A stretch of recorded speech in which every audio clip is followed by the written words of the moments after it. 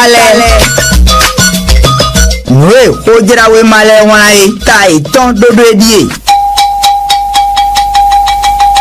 Ó talẹ̀ èdòtó zanzan lẹ́bi. Ó talẹ̀ nwe ojirawe malẹ̀ wọn ayé òkúrọ̀rùn wẹ̀ kẹ́tìn diaspora FMG minnu màdòtó.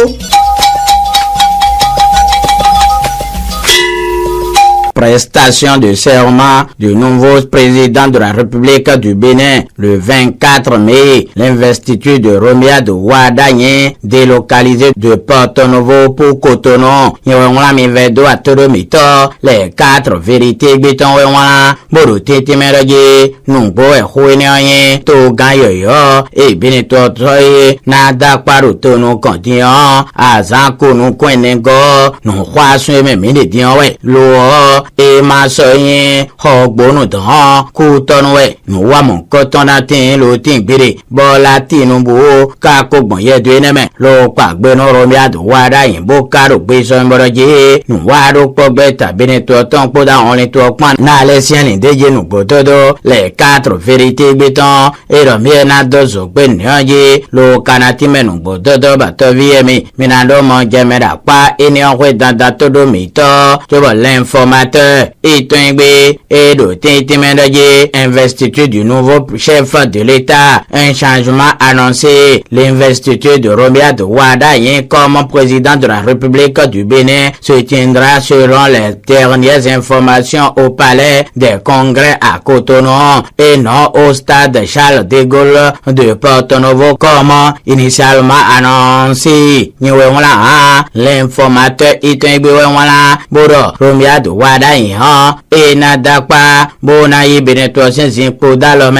palais des congrès et Sororo Koutono et Massoyen Amlin Safortin Charles de Gaulle et le Hogbonoé de Noé Kazanoé et Amlin Safortin Charles de Gaulle et Voro Bigbawe et Néoena Kouzon Bonaïmo les nouvelles du jour et Tengbe Kenodeo Porto-Novo le stade Charles de Gaulle en pleine rénovation les nouvelles du jour et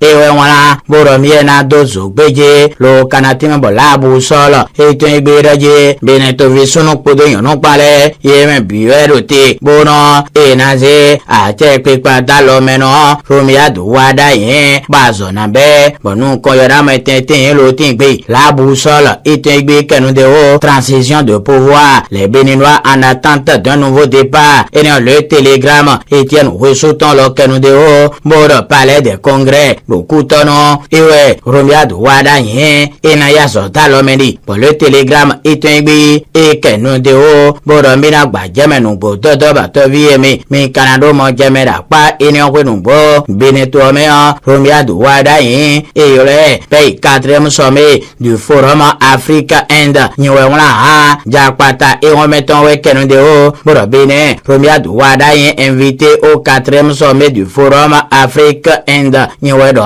Jakpata et remettons dozo gbeje et nama ete kakpe no kondo et inu ya che pa ton le o bena ja unpe bona ja gangbe o de menule ye de iva horoko ago ese kan meton bodo kropo itole ina inu ya do nu henje bona mete pe no kondo nu e kan che pa ton le o bena ja unpe bona ja gangbe bo le télégramme Etienne Ouessouton we kenu de o atelier d'immersion des députés de la 10e législature ago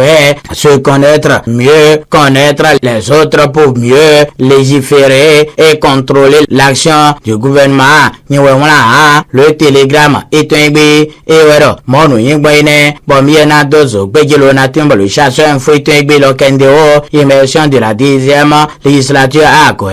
les députés à l'école de l'efficacité parlementaire, et le chasseur infouité et voilà, miena kendo neo, le canatime, des bardes de haut, et le kenu de haut, boromina Badjemen, bododo, la nouvelle génération, est un béroje, un séminaire d'immersion de 3 jours pour les députés de la 10e législature a démarré hier. La nouvelle génération est un béroje, boruti temeroje, à Sando Pro Paton, et sorotena, non yemeyen, au demenu, gotonle, bon wa mon coton et kobe, sin soyon waine, et la nouvelle génération est un béro, bien à nous de haut, le canatime, de bordeaux de oba to viemi minado mo jamera pa ini o kwetoro mi to la bu solo eto igbe ya e lo kenu de o boro monu yegbon bo mi na do zo gbeje lo kanati menu gbododo hun de hugo do we ma beneto tan ene de e va so ware o me e na che be kan na gbon to fovo ho kan de mo me ba ma kanado o visa lo we to na ito ni o me o ho eto igbe e we kenu de o boro voyage et séjour à l'étranger plus de 40 destinations sans visa pour le passeport béninois nyewedo a o ho ito igbe e we kenu de o boro mi na gbajemo le potentiel eto igbe daje mobilité internationale des Béninois, plus de 50 pays accessibles sans visa en 2026 et non le potentiel est un et de miena dozo beje lo natime le télégramme Etienne Wesoton et le domina kendo neo lo kanagba jeme de bado de oba to viemi minado mo jeme da pa ene o danda to do mito we si mo jeme mi karado di de menu sumba ila suno buke e do weni bena se gano ko pro pa ton lo ene le potentiel ete igbe we kanu de oraje nueje lo azante we go o sun pe afo kwa tongo ton yeme àwọn aso wa to dire so awu preme tubo bana igazin po bine to ton da lo me ganu e nue de menu mo ko ton la de we zan bo e do weni bena se gano ko pro pa ton lo le potentiel ete igbe we kanu de o apologie de crime contre la sûreté de l'État laisse député Soumaïla Sounan-Bouquet condamné à 5 ans de prison ferme et néant le potentiel est un bé et ouais pour miena kenu de o bo gaski ani info est un bé loro ouais non potodo bo miena dozo gbejelo na time japata e won metondo mo imbo no potodo bo miena dozo gbeje lo kanatime de bado de o bo to viemi menado mo jamera pa e ne o dada todo mito l'informateur est un bé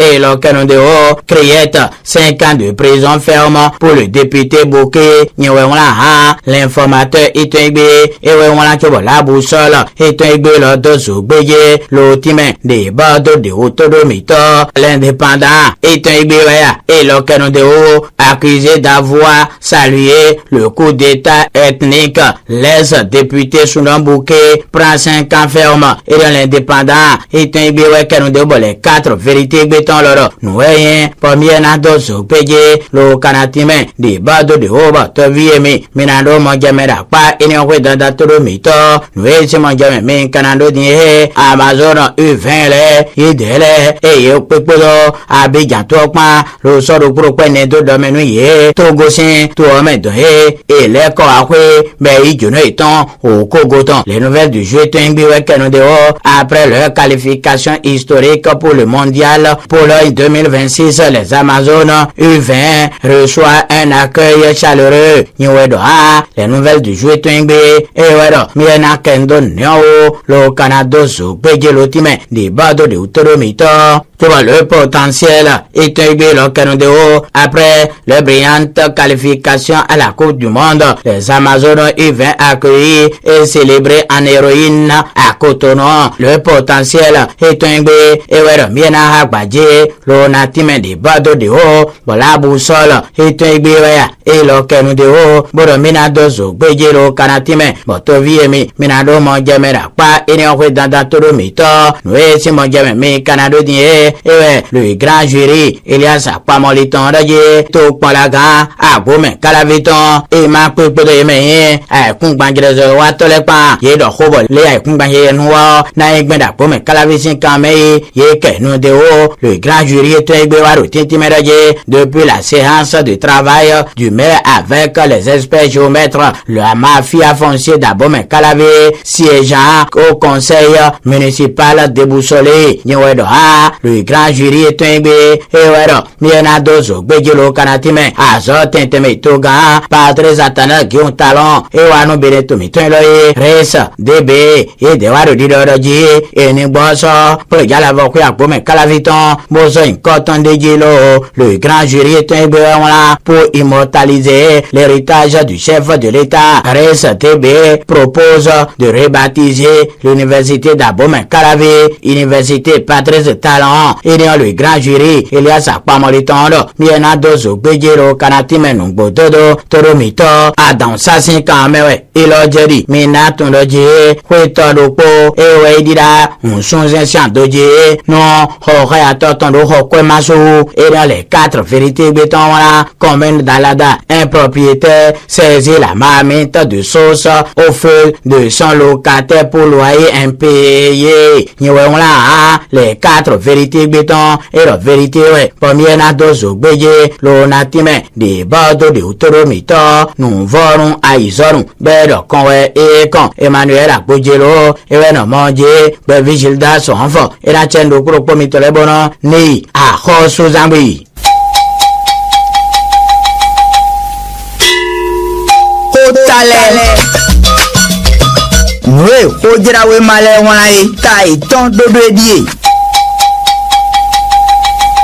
Hotale edoto zanzan lebi